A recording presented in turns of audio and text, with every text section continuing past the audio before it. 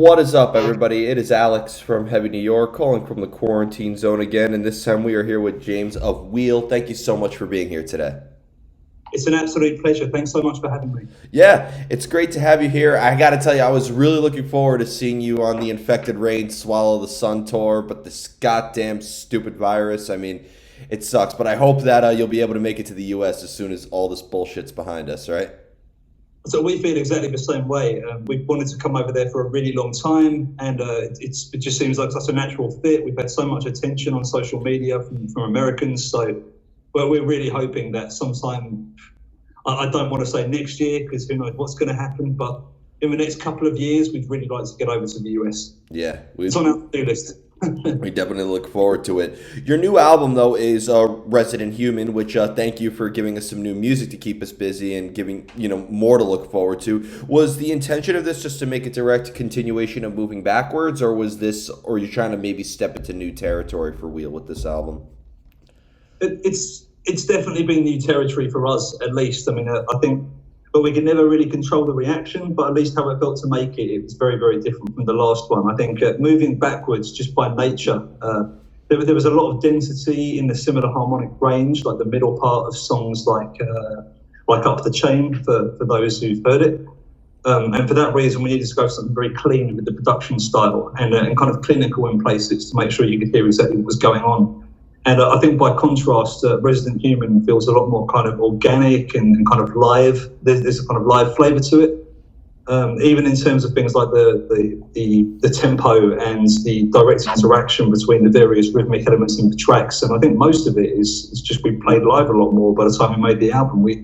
I think we'd done under 20 shows ever before Moving Backwards came out. And we played in 2019 alone, something like 120 gigs. And we just got used to that, the push and the pull between the players and the elements. And we really wanted to make that part of the recording process this time. Yeah. Is the goal for Wheel to maybe have a sound that really defines you guys? Like maybe have your own distinct sound? Or do you like to maybe experiment as much as possible and incorporate new elements with everything? I think both, ideally. I think like everybody, we've got our influences and we've got stuff we really like, but there's the more stuff we write, I think that the more kind of richly combined these influences become. And I think also we have 4 people in the band all who have a range of different influences, and the more we manage to combine them in interesting ways, hopefully the more interesting music we'll be able to make. But absolutely on the experimentation side as well. I just before the interview, I just got back from picking up my latest guitar, which I've had a Sustainiac pickup fitted in it, literally because I've been inspired by Radiohead and the kind of sound design stuff they're doing with that kind of flavour. And we're all quite actively looking for new things we can add to the soup to continue to just deviate and try things we haven't done before. Like every time we try one of these strange meters or certain kind of interrelating rhythms, it's like learning a new language, and it takes a lot of experimentation to figure out the kind of key components that would get the most out of the ideas. So I think experimentation is just part of our DNA, and it will continue to be.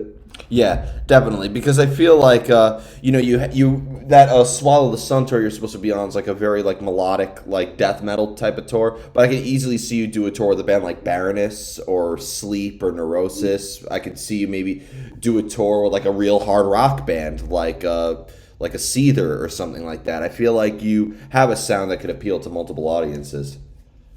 I'm really hoping so. I guess this is fairly common for other bands too, but we're not really that bothered by the label. I think we just play what feels right to us, and we make music that we want to hear or that we pay for from someone else. And I totally agree. We're kind of towing the line between kind of hard rock, grunge, metal, somewhere in that spectrum. And I think depending on the song you listen to, maybe people find one of those jumps out a bit more than the others. But I think hopefully the thing that connects all of it together is just being good music. That's been the goal from the start. Yeah. Does the songwriting process start off with a preconceived idea, like you want it to sound like this, or is there a lot of improvising or trial and error with your experimental sound? Oh, we fail 95% of the time. I'll say that completely openly. I mean, I do most of the structuring and arranging independently using MIDI drums, and I play guitar and bass myself to start with. Then I'll take that to the band.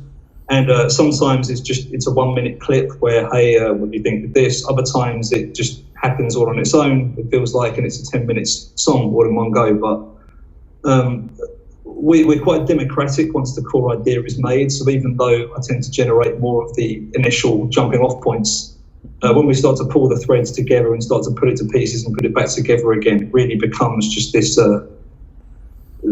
circling where rather than trying to aim for things to be good, it's almost eventually we run out of things to fix, and that's when the songs are done.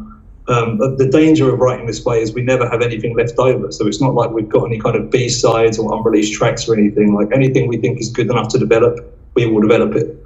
And we've, I guess, produced quite a lot of music in this style by the time we've been together, and hopefully that's something we can keep up with moving forwards. But we're just trying to keep ourselves interested. But I think I heard Meshuggah say this once in an interview where literally their whole goal of each album is just to keep themselves wanting to play and just to find stuff that inspires them. It's exactly the same for us. We're just we're playing the stuff we want to hear. Yeah, absolutely. And how crazy is it? Like you start up with one idea, but then the song ends up completely different than when you first started.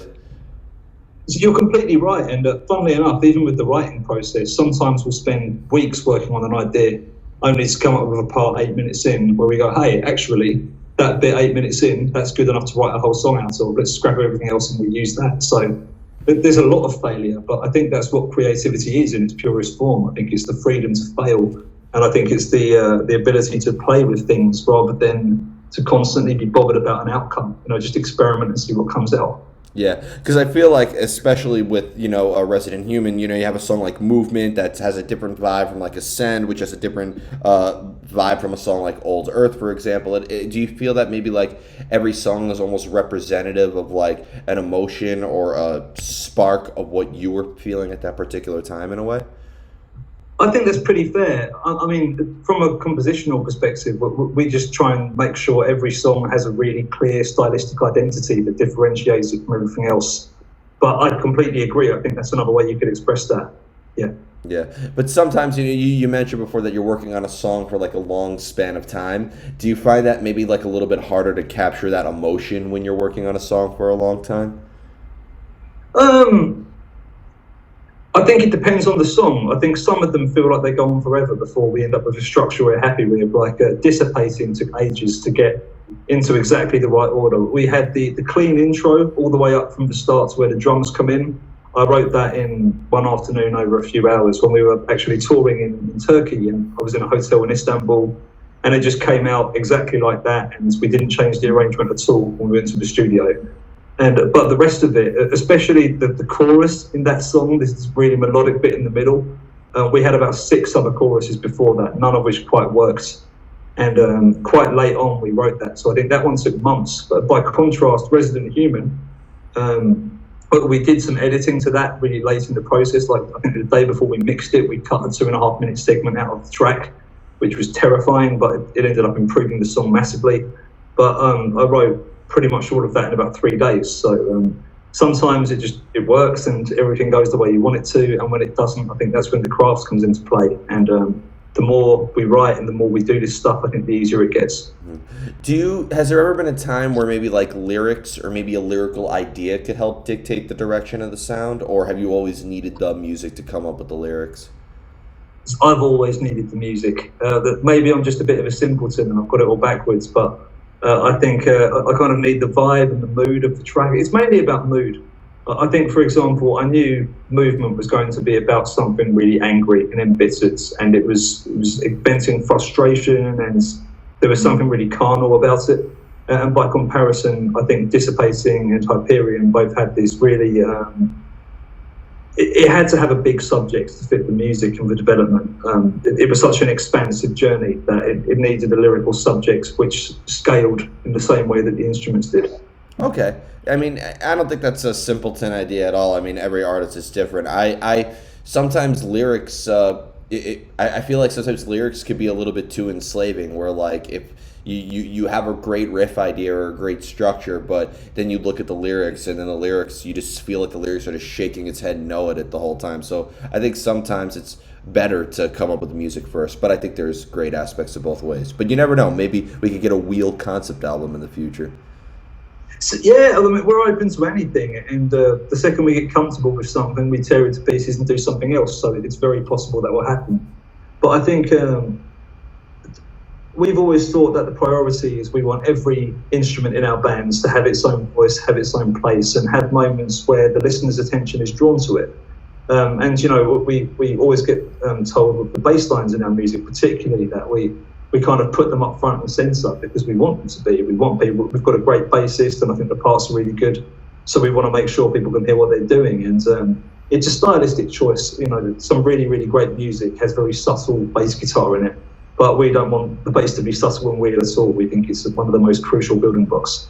Yeah. And is there ever something that it always starts off with, being that, you know, you're the main songwriter in terms of, you know, you lay down a lot of the structure? Do you always go to one thing first, or do you think of a great drum beat first, or think of a great riff first, or think of a great bass pattern first? Do you like approach it from multiple angles? I try and do the multiple angles thing. Fugue started with bass line. I just had this idea, but it's a really strange thing with the open G string, or F string as it's in our bands.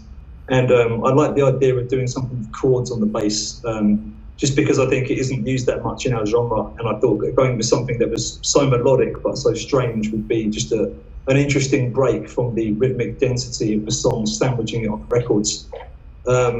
Dissipating started with guitars all the way through. That was, and the interplay between the bass and the guitar was kind of the building block of that song, where they're kind of one beat apart and pushing at each other. They do it one way about 1/3 into the song when the distorted guitar comes in, and they do it in a similar way but with a different riff at the end of the song, which probably doesn't make a whole lot of sense without audio examples, but anyone out there hearing this, check it out. Yeah. I think with drums as well, Resident Human, that was very much rhythmically focused. I had the guitar intro part saved as a riff I'd written from quite a long time ago, but the beat was the main kind of building block of that song. Mm-hmm. And in order to like get that inspiration, you know, that creative energy or even a creative idea, does it just strike when you least expect it sometimes, or do you kind of have like a usual go-to atmosphere in order to let the creative energy flow?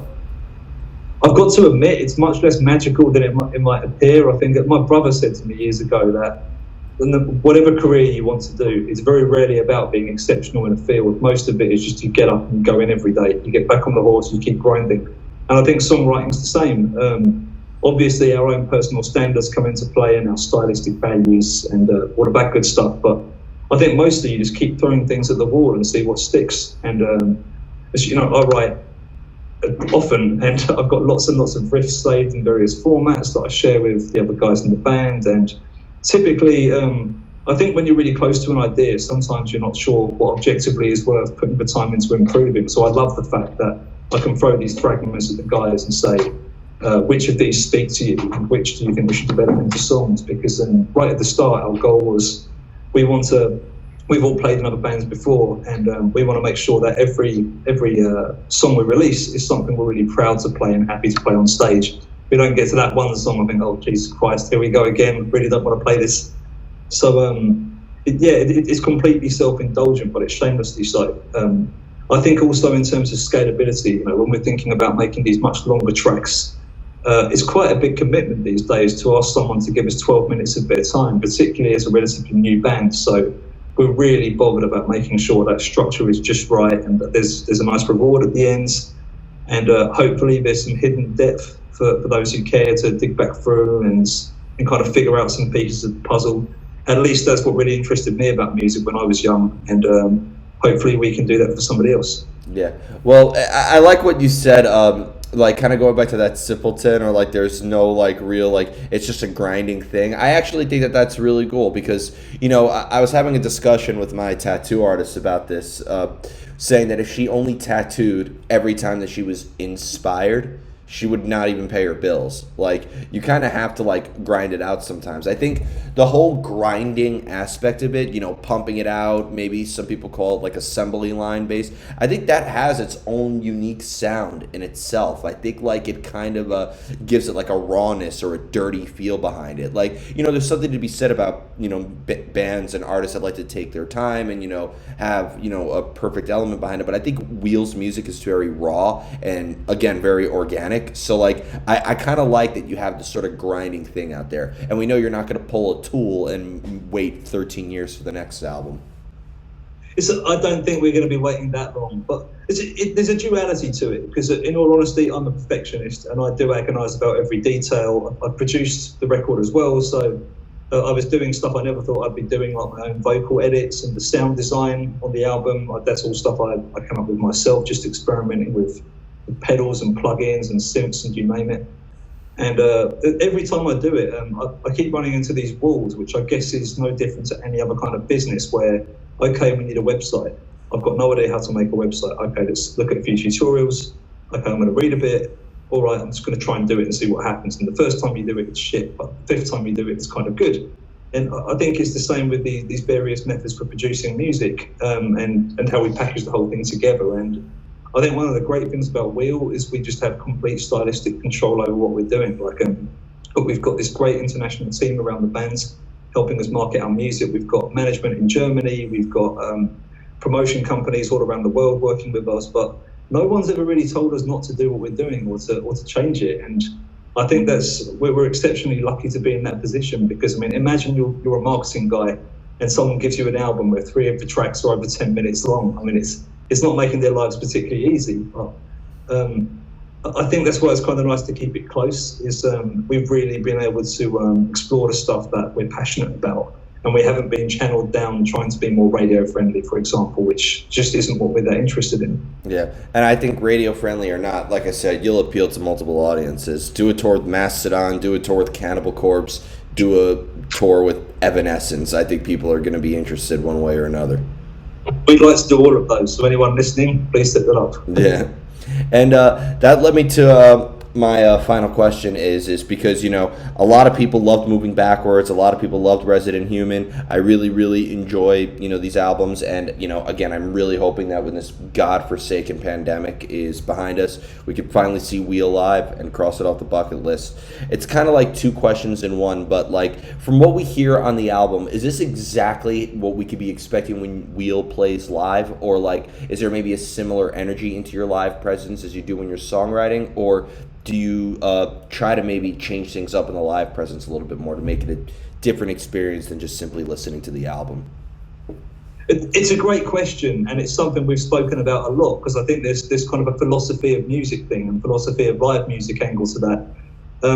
We've had the luxury of rehearsing more than we've ever done before since we started over the past 12 months. And during that time, we've really started to think, how do we differentiate what's on the album from what's happening at the shows? And I think at this point, all I can say is there are some really nice surprises in which we're not going to record anywhere. We're just going to play them at gigs, which kind of transform what we've already done. And I think just it feels more like a live performance. What's on the album is exactly what we're going to put on the album. I think it works really well. And there's nothing there we can't do live, so it's not like there's any trickery that's being smuggled in under the hood. That's a lie, sorry. The backing vocals we've taken some liberty with, but everything else, that's just exactly how we play. But we've written new parts, we've taken it in new directions just to make it a little bit different live. And hopefully that will be just a treat for anyone who knows the material really well when we get out on the road. And we're looking forward to hearing it. So before we go, I want to thank you so much for your time today. Is there just anything else with Wheel that you would like to promote with Resident Human? Is there any European tours being planned right now throughout this, or is there just anything else that you would like to plug after all this bullshit's over? Listen, I'd love to say yes about the touring, but at the moment, like everyone else, we're just waiting to see what happens. It's impossible to call it. The next tour we have booked is a tour with Epica and Apocalyptica coming up at the beginning of 2022, which will be a full European tour, but we have no guarantee that's going to happen yet, so we're just waiting to see. In terms of other stuff that's going on, we're pretty active on social media, so anyone listening to this, come check us out on Instagram. We're doing pretty regular Instagram lives, just talking to other bands about art, the world, and everything. We've already got quite a few saves to our Instagram TV with some bands that you might be interested in. And just anyone who's taking the time to listen, thanks for your interest, and check out Resident Human. Let us know what you think. Awesome. Well, thank you so much, James. Everybody, we are here with James of Wheel. Be sure to check out Resident Human. If you haven't already, this is Alex from Heavy New York, and we will see you next time.